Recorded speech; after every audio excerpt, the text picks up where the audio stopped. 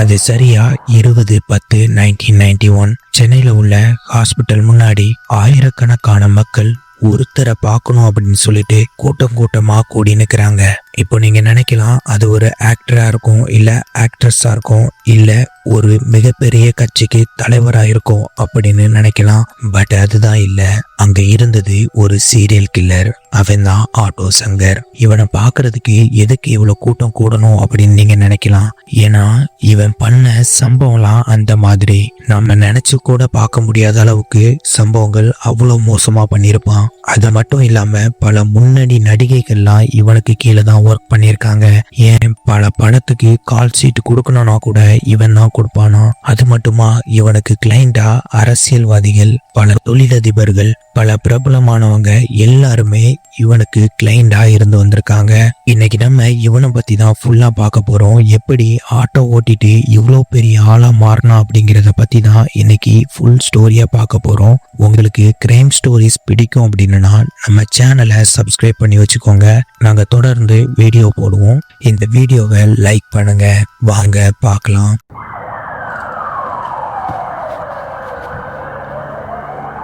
இது ஜனவரி 21, 1954 வெளியூர் மாவட்டத்துல காங்கேநல்லூர் அப்படிங்கிற கிராமத்துல தான் ஆட்டோ சங்கர் பிறக்கிறான். இவனுக்கு இவனுடைய அம்மா அப்பா வச்ச பெயர் கௌரி சங்கர். இவன் பிறந்த ஒரு வருஷத்திலேயே இவனுக்கு ஒரு தம்பி பிறக்கிறான். இவன் தம்பி பிறந்த நேரமோ என்னமோ தெரியல, அவனுடைய அப்பா இவங்க குடும்பத்தை விட்டுட்டு ஓடி போயிடுறாரு. கொஞ்ச நாள்லயே இவனுடைய அம்மாவும் வேற ஒருத்தரை கல்யாணம் பண்ணிட்டு போயிடுறாரு. அதனால இவனும் இவனுடைய தம்பியும் அனாதையாக்கப்படுறாங்க. அதுக்கப்புறம் இவனுடைய பெரியம்மா தான் இவனை எடுத்து வளர்க்குறாங்க. சின்ன வயசுல பசியிலையும் பட்டினியிலையும் மிகவும் கஷ்டப்பட்டு தான் வளர்றான். கிடைக்கிற வேலையை சின்ன வயசுல இருந்தே செஞ்சுக்கிட்டு அப்படியே அவனுடைய தம்பியையும் பார்த்துட்டு வந்திருக்கான். இவனுக்கு 17 வயசு இருக்கும்போது ஜெகதீஸ்வரி அப்படிங்கிற 14 வயசு பொண்ணை லவ் பண்ண ஆரம்பிச்சிருக்கான். கொஞ்ச நாள்லயே அவங்க 2 பேரும் கல்யாணம் பண்ணியிருக்காங்க. இவங்க கல்யாணம் பண்ண கையோட இவன் இந்த பிள்ளைய சென்னைக்கு கூப்பிட்டு வந்துடுறான். அங்க திருவான்மியூர்ல தான் ஒரு ரூம் எடுத்து தங்க ஆரம்பிக்கிறான். என்னதான் இவன் அந்த நேரத்துல ரூம் எடுத்து தங்கினாலும் இவனுடைய வாழ்க்கை ரொம்ப கஷ்டமாவே தான் போயிட்டு இருந்திருக்கு. அன்றாட உணவுக்கே இவன் கஷ்டப்பட்டு தான் வாழ்ந்து வந்திருக்கான். ஒரு வருஷத்துல இவனுக்கு ஒரு பெண் குழந்தை பிறந்திருக்கு. அந்த பிள்ளைக்கு பால் கொடுக்க கூட இவன்கிட்ட காசு இல்லாம இருந்திருக்கு. என் வீட்டுல கூட சாப்பாட்டுக்கு வழி இல்லாம தான் இருந்திருக்கு. அப்போ அவனுடைய வயிறு பசியினால துடிக்க ஆரம்பிச்சிருக்கு. அவனுடைய பிள்ளை பசியினால அழ ஆரம்பிச்சிருக்கு. அப்போ அவனுடைய மனசுல எப்படியாவது நம்ம பிள்ளைக்காவது பசி ஆத்தணும் அப்படின்னு சொல்லிட்டு பால்காரட்டு போய் பால் கேட்டிருக்கான். அப்போ அவரு என்னால தர முடியாது அப்படின்னு அவர் சொல்லியிருக்காரு. என் குழந்தைக்கு கொஞ்சமாவது தாங்க அப்படின்னு கெஞ்சி பார்த்திருக்கான். அவரு முடியவே முடியாது, நீ போயிரு அப்படின்னு சொல்லிட்டு பயங்கரமா திட்டிருக்காரு. அப்போ அவன் என்னுடைய குழந்தைக்காக ஒரு தடவை தாங்கல, பசினால துடிச்சு அழுதுகிட்டே இருக்குங்க, ஒரு முறை தாங்க அப்படின்னு அவன் கெஞ்சிருக்கான். அப்போ அங்க ஒரு போலீஸ்காரர் வராரு. அவரு என்னாச்சு அப்படின்னு கேட்கும்போது இந்த டைம்ல கூட பால்காரன் அவனை திட்டிக்கிட்டு தான் இருந்திருக்கான். சோ போலீஸ்காரரு என்னப்பா என்ன பிரச்சனை அப்படின்னு கேட்கும்போது, சார் இவன் என்கிட்ட மாமூல் கேட்கிறான் சார் அப்படின்னு அந்த பால்காரன் கம்ப்ளைண்ட் பண்ணியிருக்கான். உடனே போலீஸ்காரன் என்ன ஏது அப்படின்னு கூட கேட்காம இவனை பார்த்த உடனே அடிக்க ஆரம்பிச்சிருக்காரு. அடினா அடி, அந்த மாதிரி ஒரு அடி. சார் என்னை விட்டுருங்க, சார் என்னை விட்டுருங்க, நான் இனிமே இப்படி பண்ண மாட்டேன் அப்படின்னு சொல்ல, சரி இனி நீ இப்படி பண்ணக்கூடாது அப்படின்னு சொல்லி அவனை அனுப்பி வச்சிடுறாரு. இவன் அப்படி போனவன் போலீஸ்காரன் போற வரைக்கும் வெயிட் பண்ணிக்கிட்டே இருந்திருக்கான். போலீஸ்காரன் போனதுக்கு அப்புறம் இவன் இருக்கிற இடத்துக்கு திரும்பவும் போறான். அதாவது பால்காரன் இருக்கிற இடத்துக்கு திரும்பவும் போய் எனக்கு கொஞ்சம் பால் தாங்க அப்படின்னு கேட்க அவன் இப்பவும் முடியாதுன்னு சொல்ல அவனை போட்டு அங்கேயே அடின்னு அடிச்சிருக்கான். உடனே பால்காரன், நீ என்கிட்ட இருக்க எல்லா பாலையும் கூட நீ எடுத்துட்டு போ, நான் ஒண்ணுமே சொல்ல மாட்டேன், என்ன மட்டும் உயிரோட விட்டுரு அப்படின்னு சொல்லியிருக்கான். உடனே இவன் எனக்கு ஒரு 5 லிட்டர் மட்டும் போதும் அப்படின்னு சொல்லிட்டு அவன்கிட்ட இருந்து வாங்கிட்டு அங்க இருந்து கிளம்பியிருக்கான். இவன் இப்படி பண்ண விஷயம் அங்க இருந்த எல்லாத்துக்குமே தெரிய வருது. சோ இவனை கண்டு எல்லாருமே பயப்பட ஆரம்பிக்கிறாங்க. அடுத்த நாள் காலையில அதே ஏரியால இருக்கிற ஒரு ஹோட்டல்ல போய் சாப்பிட போயிருக்கான். எனக்கு ஒரு பார்சல் தாங்க அப்படின்னு கேட்க அவனும் நீங்க எத்தனை பார்சல்னாலும் வாங்கிக்கோங்க, ஃப்ரீயாவே வாங்கிக்கோங்க, நீங்களும் எவ்வளவு நாளும் சாப்பிட்டுக்கோங்க, என்ன எதுவும் பண்ணிடாதீங்க அப்படின்னு அவனை பார்த்து பயப்பட்டிருக்கான். இங்க இருந்துதான் இவனுடைய வசூல் வேட்டையே இவன் தொடங்க ஆரம்பிச்சிருக்கான். இவங்க இப்படி எல்லாரும் பயப்படுறத பார்த்த இவன் கடை கடையா ஏறி எல்லாத்துக்கிட்டையும் மாமூல் வசூல் பண்ண ஆரம்பிச்சிருக்கான். அதுக்கப்புறம் நமக்கு ஏதாவது ஒரு வேலை வேணும் அப்படின்னு சொல்லிட்டு ஆட்டோ வாங்கி ஆட்டோ ஓட்ட ஆரம்பிச்சிருக்கான். இங்க இருந்துதான் இவனுடைய பெயர் ஆட்டோ சங்கரா மாறி இருக்கு. இப்படி தனியா மாமூல் வசூல் பண்ணிட்டு இருந்த ஆட்டோ சங்கர் இவனுக்குன்னு ஒரு கூட்டத்தை சேர்த்து மாமூல் வசூல் பண்ண ஆரம்பிக்கிறான். இந்த விஷயம் அங்க இருக்க இன்ஸ்பெக்டருக்கு தெரிய வருது. சோ அதனால இவனை கூப்பிட்டு விடுறாரு. அப்போ இவன் அங்க பயத்தோட தான் போறான். என்ன நடக்க போகுதோ, நம்மளை அரெஸ்ட் பண்ணி உள்ள வச்சிருவாங்களோ அப்படின்னு நினைச்சுக்கிட்டே போறான். பட் அதுதான் அங்க நடக்கல. இன்ஸ்பெக்டர் என்ன சொல்றாருன்னா, இனி நீ கள்ளச்சாராயம் வியாபாரம் பண்ணு, அதுல வர வருமானத்துல எனக்கு ஒரு ஷேரத்தா அப்படின்னு அவங்கிட்ட சொல்றாரு. இந்த காலகட்டத்துல தான் மது விலக்கு சட்டப்பூர்வமா அமல்படுத்தியிருந்தாங்க. அதனால இவனுடைய பிசினஸும் அதிகமா பெருக ஆரம்பிச்சிச்சு. அதனால இவன் இப்படி கள்ளச்சாராயம் வியாபாரம் பண்ணிட்டு இருந்தான். அதனால போலீஸும் இவங்கிட்ட இப்படி சொல்ல இவனும் கள்ளச்சாராயம் வியாபாரத்தை பண்ண ஆரம்பிக்கிறான். இப்படி கள்ளச்சாராயம் வியாபாரம் பண்ணிட்டு இருந்த இவனுக்கு பல அரசியல்வாதிகள் தொடர்பு ஏற்படுது. நடிகைகளை வச்சு விபச்சார தொழில் பண்ண தொடங்குறான். அது மட்டும் இல்லாம ஆட்டோல ஏறுற சின்ன சின்ன பிள்ளைல கூட பல தொழிலதிபர்களுக்கும் அரசியல்வாதிகளுக்கும் விருந்தா கொடுத்திருக்கான் அப்படின்னு சொல்லப்படுது. இப்படி இவனை சுத்தி பல தொழில்களை பண்ண ஆரம்பிச்சிருக்கான். கள்ளச்சாராயம், விபச்சார தொழில் அப்படின்னு இல்லீகல் தொழில் எல்லாமே இவன் பண்ணிட்டு வந்துட்டு இருந்திருக்கான். இவன் கூட விபச்சாரம் தொழில இருந்த பெண்களையே இவன் கல்யாணமும் பண்ண ஆரம்பிச்சிருக்கான். அதுல யார் இவனுக்கு பிடிச்சிருக்கோ அவங்கள வரிசையா கல்யாணம் பண்ண ஆரம்பிச்சிருக்கான். அப்படி மொத்தம் 3 கல்யாணம் பண்ணியிருக்கான். அதுக்கு அடுத்துதான் 4வதா ஒரு கல்யாணம் பண்றான், லலிதா அப்படிங்கிற ஒரு பொண்ணு. அந்த பொண்ணு இவனை கல்யாணம் பண்ணதுக்கு அப்புறம் கூட அதே தொழிலை கண்டினியூவா பண்ணிக்கிட்டே இருந்திருக்கு. அதை பத்தி அவன் கேட்டிருக்கான். ஆமா, நான் இந்த தொழில் தானே பண்றேன், நான் பண்ணா என்ன அப்படின்னு அந்த பொண்ணு கேட்க இவன் கோபத்துல அவ தொண்டையிலேயே ஒரு குத்து குத்திருக்கான். மூச்சு விட முடியாம அந்த பொண்ணு அதே இடத்துல விழுந்து செத்து போகுது. இத கொஞ்சம் கூட இவன் எதிர்பார்க்கல.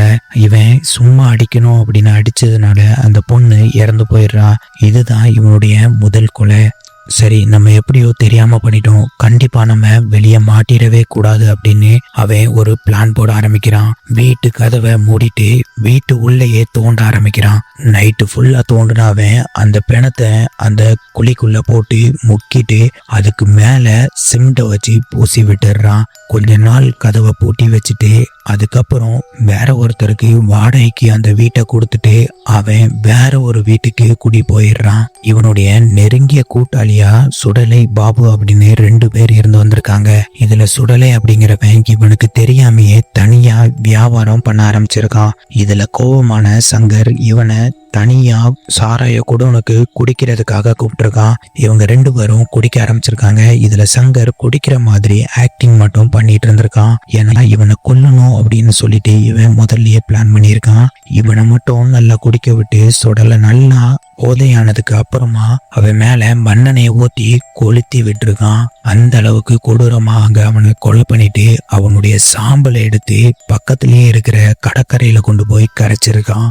அதுக்கப்புறம் சுடலையோட ஃப்ரெண்டா இருந்த ஆட்டோ ரவி அப்படிங்கிறவன் சுடலைய தேட ஆரம்பிச்சிருக்கான். அப்படி தேடிட்டு இருக்கும்போது லலிதாவையும் காணுமே அப்படின்னு நோட் பண்ணியிருக்கான். இந்த விஷயம் எப்படியோ ஆட்டோ சங்கருக்கு தெரிய வர ரவியை கூப்பிட்டு பேசியிருக்கான். அப்போ 2 பேரும் நைட்டு தனியா குடிச்சிட்டு இருந்திருக்காங்க. அப்போ என்ன ரவி, சுடலைய பத்தி விசாரிச்சுட்டு இருக்கியாம, உனக்கு என்ன வேணும், என்ன தெரியும் உனக்கு அப்படின்னு அவன் கேட்டிருக்கான். இல்ல, சும்மாதான் கேட்டேன், அவன் ரொம்ப நாளா ஆளையே காங்கல, எப்போதும் என்னை பார்க்க வருவான், நாங்க 2 பேரும் சில நேரத்துல ஒன்னா இருப்போம் அப்படின்னு அவன் சொல்ல, ஆமா அவன் வெளியூர் போயிருக்கான், அவன் வர்றதுக்கு கொஞ்ச நாள் ஆகும் அப்படின்னு ஆட்டோ சங்கர் அவங்கிட்ட சொல்லியிருக்கான். ஐயோ சங்கர், எனக்கு எல்லாமே தெரியும் சங்கர், அவன் செத்துட்டான் அப்படின்னும் எனக்கு தெரியும், லலிதாவும் இப்போ உயிரோட இல்லை அப்படின்னு எனக்கு தெரியும் அப்படின்னு சிரிச்சுக்கிட்டே சொல்லியிருக்கான். பட் அந்த டைம்ல ரவியும் முழு போதையில தான் இருந்திருக்கான். உடனே ஆட்டோ சங்கர் அவன் இடுப்புல இருந்த கத்தி எடுத்து அவன் வயிற்றுலயும் சொருவி அவனை அங்கேயே கொடூரமா கொலை பண்ணியிருக்கான். கொலை பண்ணது மட்டும் இல்லாம அவன் இருந்த இடத்துலயே தோண்டி புதைக்கவும் செஞ்சிருக்கான். அப்படியே கொஞ்ச நாள் போகுது. திருவான்மியூர்லயே மிகப்பெரிய சக்தியா மாறுறான். அங்க இருக்க எல்லாத்துக்குமே இவனை தெரிஞ்சிருக்கு.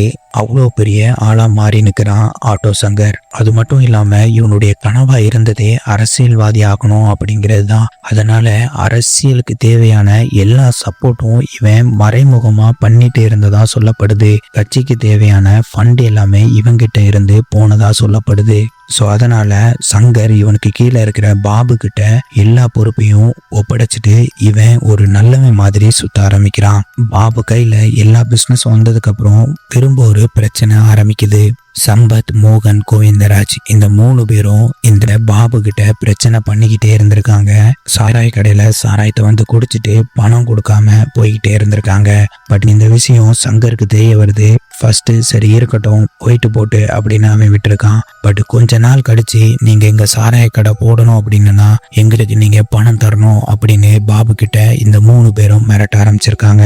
ஸோ இதனால கோபம் அடைஞ்ச ஆட்டோ சங்கர் என்ன பண்ணியிருக்கான்னா இவங்க 3 பேரையும் சும்மா விடக்கூடாது அப்படின்னு சொல்லிட்டு ஒரு பிளானை போட்டிருக்கான். ஒரு நாள் இப்படிதான் இவங்க 3 பேரும் குடிக்க பாருக்கு வந்திருக்காங்க. அங்க இருந்த 3 பேரையும் அடிச்சு ஆட்டோல ஏத்திட்டு போயிருக்கான். அங்க இருந்து ஒரு ரூமுக்கு கொண்டு போய் ரூம்ல வச்சு இவனுடைய ஆட்கள் இவன் அப்படின்னு மாத்தி மாத்தி எல்லாருமே இந்த 3 பேர்த்தையும் அடிக்க ஆரம்பிச்சிருக்காங்க. கொஞ்ச நேரத்திலேயே இந்த 3 பேரும் அங்கேயே இறந்தும் போறாங்க. அதுக்கப்புறம் அந்த 3 பேரையும் அதே இடத்துல தோண்டி அங்கேயே புதைக்கிறான். அதாவது அந்த ரூம்லயே தோண்டி புதைச்சிருக்கான். இவன் இப்படி பண்றதுனாலதான் இவன் பண்ற கொலைகள் எல்லாமே வெளியே தெரியாம இருந்திருக்கு. இவன் இப்படி 3 பேர்த்தையும் கொலை பண்ணி புதைச்சு வைக்க இந்த 3 பேருடைய குடும்பமும் ஆட்டோ சங்கர் தான் இந்த 3 பேர்த்தையும் ஏதோ பண்ணிட்டான் அப்படின்னு அவங்களுக்கு தெரிய ஆரம்பிக்குது. ஸோ அதனால அங்க உள்ள போலீஸ் ஸ்டேஷன்ல போய் கம்ப்ளைண்ட் பண்ணியிருக்காங்க. போலீஸ் ஸ்டேஷன்ல பெருசா எதுவுமே ஆக்ஷன் எடுக்கல.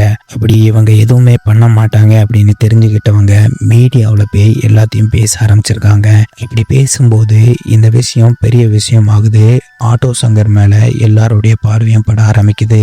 அப்போ தமிழ்நாட்டிலையும் எம்ஜிஆர் இறந்த டைம் கவர்னர் தான் தமிழ்நாட்டை ஆட்சி பண்ணிட்டு இருந்தாரு.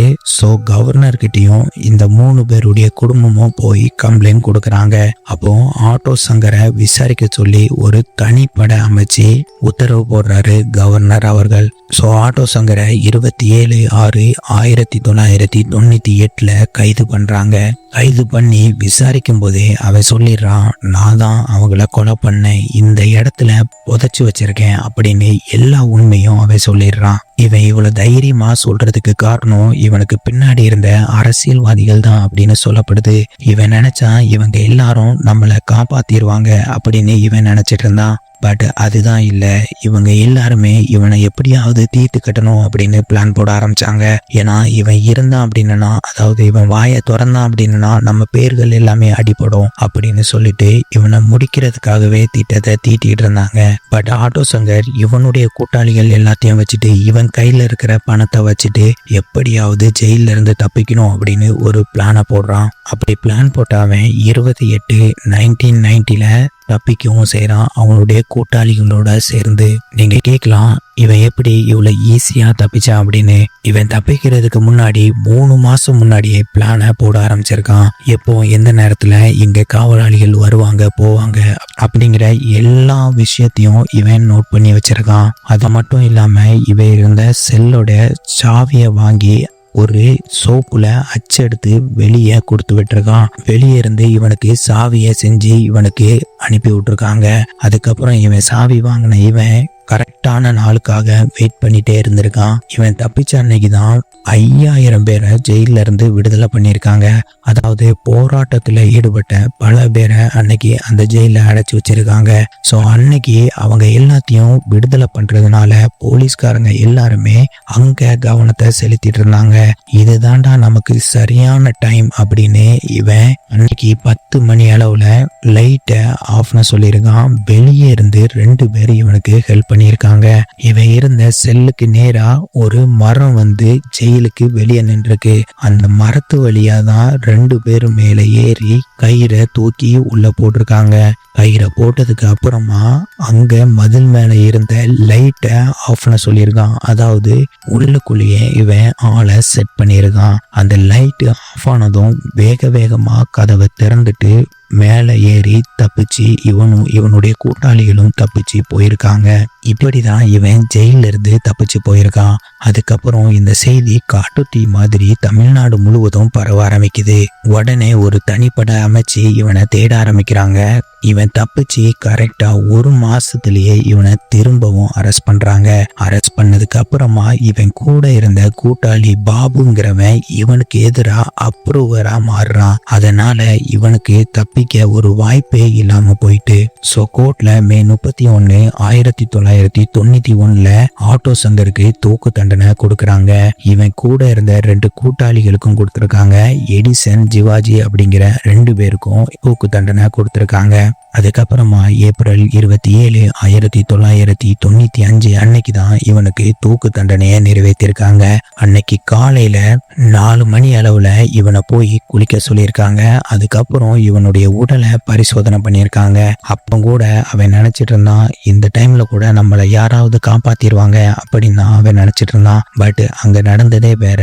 அவனை முடிக்கணும் அப்படின்னு பல பேர் காத்துட்டு இருந்தாங்க. அப்படியே 5 மணி ஆகுது. அப்போ அங்க இருந்த வார்டன், உனக்கு ஏதாவது கடைசி ஆசை ஏதாவது இருக்குதா அப்படின்னு கேட்டிருக்காரு.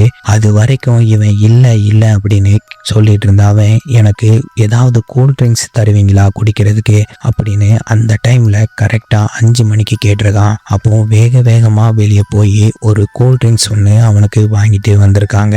அதை குடிச்சு முடிச்ச உடனேயே அவ தலையில கருப்பு துணியை போட்டுட்டு தூக்கு மேடைக்கு கூட்டிட்டு போயிருக்காங்க. கரெக்டா 5:30 மணிக்கு அவனுக்கு தூக்கு தண்டனை நிறைவேற்றப்படுது. இதோட இவனுடைய வாழ்க்கை முடிவடையுது. ஆனா இப்போ வரைக்கும் இவனை பத்தி எல்லாருமே பேசிக்கிட்டு தான் இருக்காங்க. ஏன்னா அந்த அளவுக்கு இவன் பண்ண விஷயங்கள் இப்போ வரைக்கும் பேசப்பட்டுட்டு தான் இருக்கு. நான் என்ன நினைக்கிறேன்னா, இவன் அந்த 3 கொலை மட்டும் பண்ணாம இருந்திருந்தான் அப்படின்னா கண்டிப்பா இப்போ ஒரு பெரிய அரசியல்வாதியா வந்து நின்றுப்பான். நம்மள எல்லாத்தையும் ஆண்டுகிட்டு இருந்திருக்க வாய்ப்பு இருக்கு.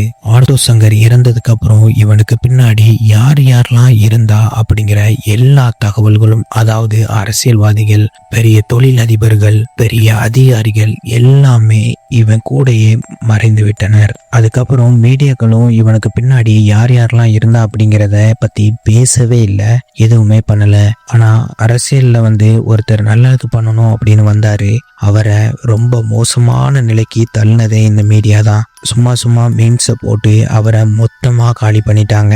அதுக்கப்புறம் அவர் உடல்நல சரியில்லை அப்படிங்கிற ஒரு கட்டத்துக்கு வந்ததுக்கு அப்புறம் தான் அவர் ரொம்ப நல்லவர், வல்லவர் அப்படின்னு திரும்ப அவங்க பேச ஆரம்பிச்சாங்க. ஒரு நல்ல மனுஷனை இந்த மீடியாக்கள் ரொம்ப ஈஸியா காலி பண்ணிடுறாங்க. ஒரு கெட்டவனை ரொம்ப நல்லவனா ஈஸியா வளர்த்து விட்டுறாங்க.